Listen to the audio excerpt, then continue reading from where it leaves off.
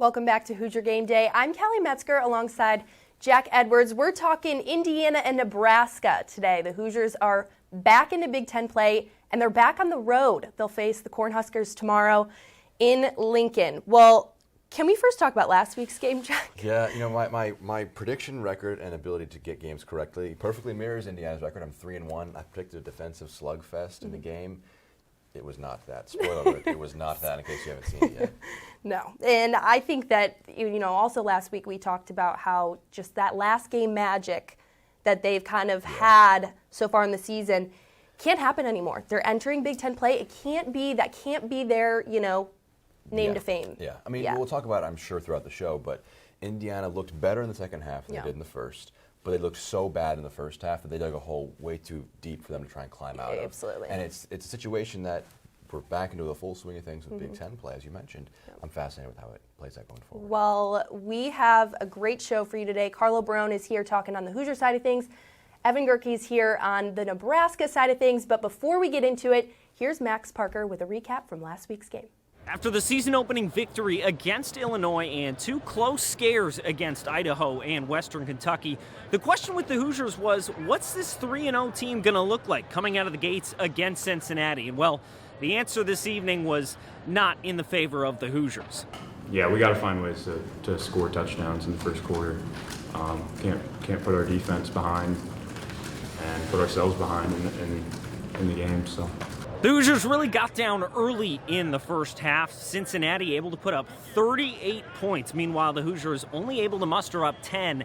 And a lot of that was due to mistakes on both sides of the ball by the Hoosiers, but especially some big plays given up on defense. It's frustrating, because we work really, really hard, man. We work really, really hard.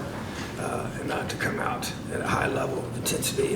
And like I said, I don't know if it's, to me, some of the mistakes on defense to me were just, some one-on-one guys getting beat, Second half adjustments have really been the saving grace for the Indiana Hoosiers so far this year, looking like a completely different team against Illinois, Idaho, and Western Kentucky.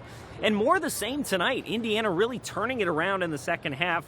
Couldn't quite get there because of that large margin the Bearcats put up in the first. But the question is for this Indiana squad, what do they need to do to get that fire and drive going from the beginning of the game?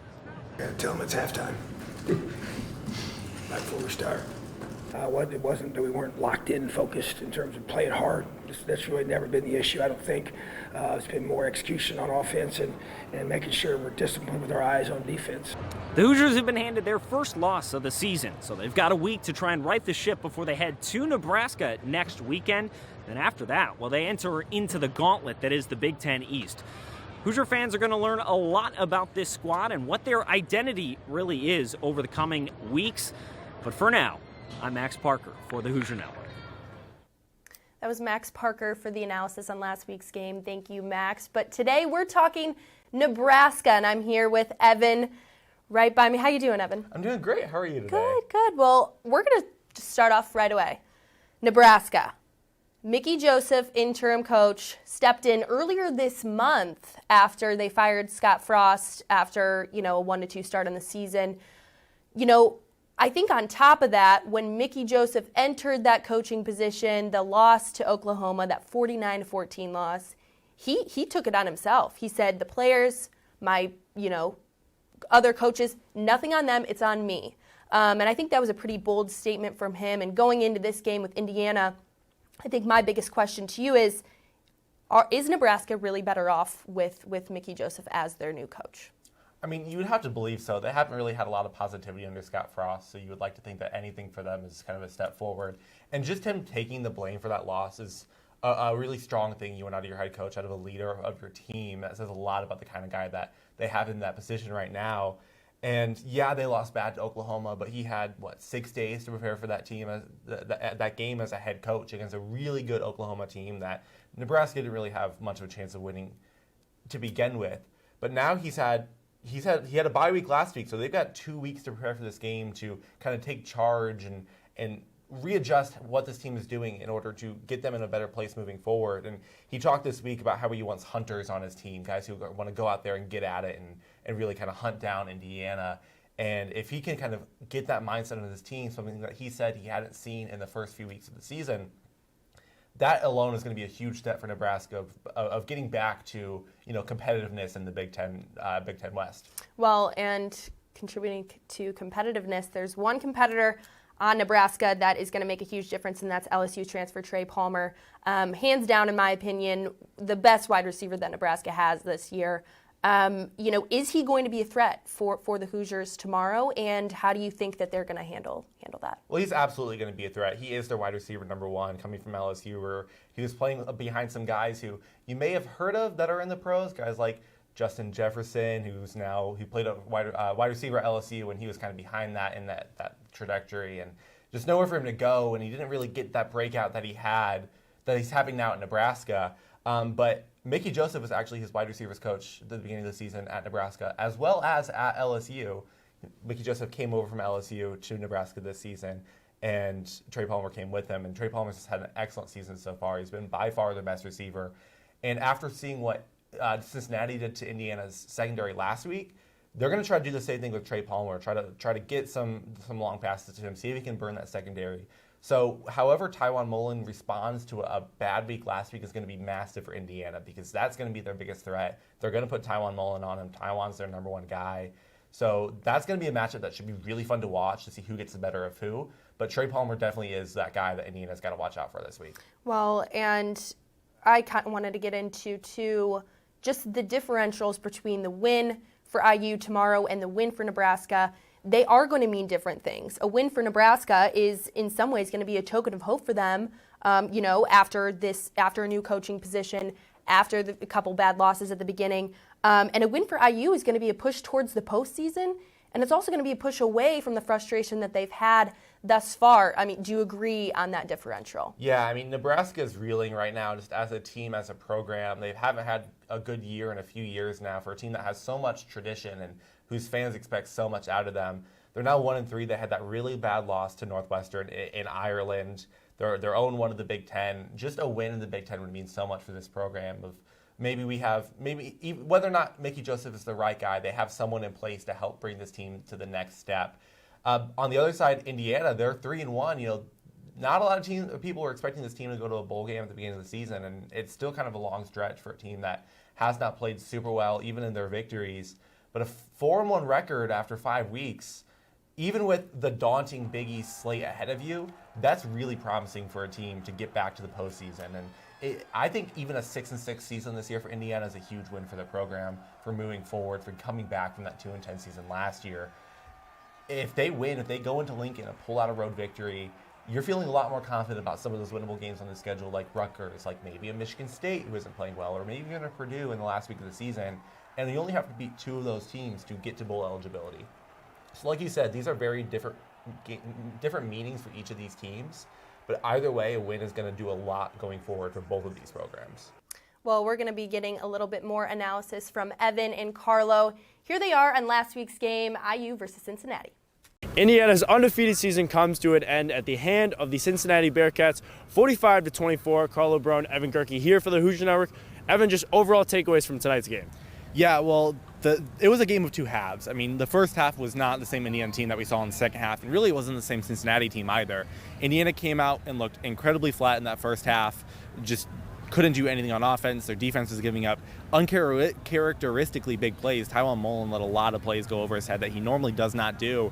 And then whatever adjustments they made at halftime, which they've been doing all year, worked. They came out in the second half. They nearly held Cincinnati scoreless except for that 2-point punch in, 2-yard punch in when Cincinnati got the ball deep in their own territory.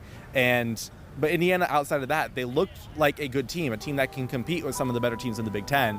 You just have to figure out how to make that a full game thing. You mentioned only 7 points in the second half, which was basically a layup for Cincinnati to score a touchdown there. So obviously they played a lot better the second half defensively. Offensively, still a little shaky. What do you see that they need to improve on moving forward with the Big Ten slate coming up next week? They need to figure out how to get that tempo moving in the first half. That's really the key to this game. They're a fast offense. They had 100 plays tonight. That's a lot of offense. Connor Bates liked to not hit as many passes as he wanted to. He was just under 50% completion. 66 passes, that's a school record. It's a lot for a game, but the offense just didn't click enough. They ran out of juice at the end. The beginning of the game, he wasn't finding his receivers as well as he would like to. And whatever Indiana's been doing to get them going in the second half, they need to figure out how they can do it earlier, because that's the only way that this team can keep competing throughout the rest of the Big Ten slate. Indiana travels to Lincoln next week to take on the Cornhuskers of Nebraska. Carlo, Barone, Evan, Gerike here for the Hoosier Network. We'll see you guys next time.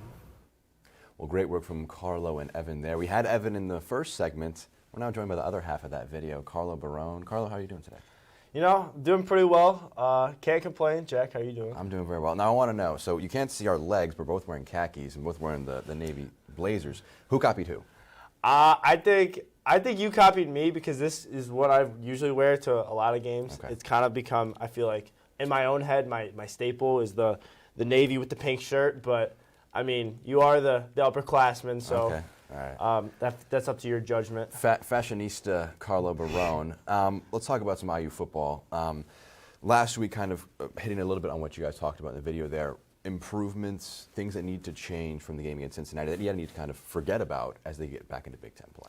Well, one glaring issue that they have that I've seen is their secondary. They've allowed one long air score pretty much, I feel like, almost every game. They had the 75-yarder in Cincinnati last weekend. So fixing their passing defense has got to be one of their priorities. Obviously, we'll hit on the offensive line later, but their pass defense has got to change because their run defense, it looked pretty well against Cincinnati, especially in the second half where they only allowed 7 points. So you got to think their secondary has got to change if they want to go back to that elite defensive form that they've had in the past. And you mentioned the offensive line. I mean, it's been a talking point all season long. Just kind of talk me through what you've seen in terms of the struggles they've had there.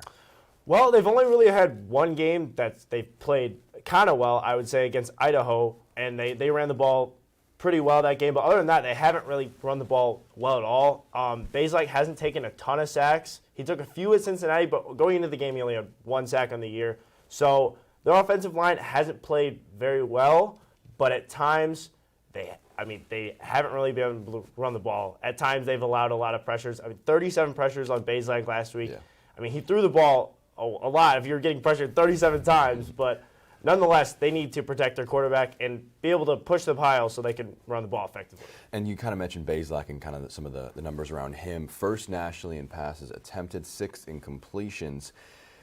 A positive stat kind of on the face of it, but behind it, is there a negative side of that you could almost take a spin from? Jack, I would say it has to be a negative stat because obviously they're throwing the ball a lot, but they're not scoring like 40, 50 points as you see the teams that have the highest scoring offenses in the league. You see Indiana, they usually are end up around 30, 35 points a game. When you're throwing the ball, he threw it over 60 times last week. You got to score more than 24 points against Cincinnati for throwing the ball 60 times. So, yes, it is a negative stat. That means that they're one-dimensional, but going into Big Ten play, they pretty much have only shown they can pass. So teams are going to be able to prepare for that. And whether Tom Allen responds with a good running game and better offensive line play, we'll have to see. Yeah. And so kind of looking at a bigger picture thing, Indiana at 3-1 at the moment. I don't know where you kind of anticipated this team going in terms of a season-wide view. If they want to get to a bowl game, they need 3 wins in their next 8 games, Big Ten opponents. Is this the most winnable matchup for the Hoosiers? I would say it's probably their most winnable game yet, or left on the schedule. They have Nebraska, which they can win, but then they also play Rutgers later in the year. Purdue has not looked too good. I would say this is definitely their most winnable game left, but there are games that they can win. Mm-hmm. Will they? We don't know. Obviously, we don't know what this team looks like. There's, 2 months of Big Ten play left to see who they are. But I would say Nebraska and Rutgers, and maybe even Michigan State. You got to think last year they lost 20-15, and they had a much worse team than they do this year, and Michigan State was a lot better. So maybe Michigan State in the road could be an upset, but we don't know. Obviously, I would say Nebraska is probably their most winnable game left, especially because they fired their head coach 2 weeks ago. I have a bit of a curveball question here in terms of the sense that we've seen from Tom Allen, from Connor Bazelak, our best football is still in front of us. Is there a deadline for when that football has to come in terms of it being a competitive season for Indiana? Well, I feel like that deadline, I wouldn't say there's a set deadline, but it's coming fast because Big Ten season is now upon us. They have 4 weeks of play plus practice time in the fall. They pretty much know what they are, and they just need to go out and do it. And how that fares against Big Ten teams, we'll see in the next few months. But I wouldn't necessarily say there's a deadline, but it's getting hotter, and they need to start playing well now. And if they don't rattle off a good win here or two, it could definitely get ugly. Predictions time, Carlo. I'll have you go first. How do you see this game in Lincoln playing out? I think Nebraska, the program's just kind of a mess right now. I mean, they blew a fat lead to Northwestern. They fired their coach. I mean, ironically enough, Indiana, I feel like, is in a better spot, so I have them winning 31 to 25. 31-25, Indiana edges it. I've picked 4 Indiana wins in the year. I've been right 3 times. I'm making it 5-5. I'm picking Indiana to win. I'm going to go, I said defensive slugfest last time. I'd be remiss if I didn't say shootout this week. I'm going to see 38-31, Indiana takes this one in Lincoln. Fascinated with how that one's going to play out, but we're going to swing it back over to Callie and Evan, who've got their predictions. What do you guys have to say? Thanks, Jack. And I'm hearing that you're feeling a little confident on Indiana. I'm not sure if Evan and I feel the same. I don't, and I'm going to go right into mine. I think that Nebraska is going to take this one tomorrow.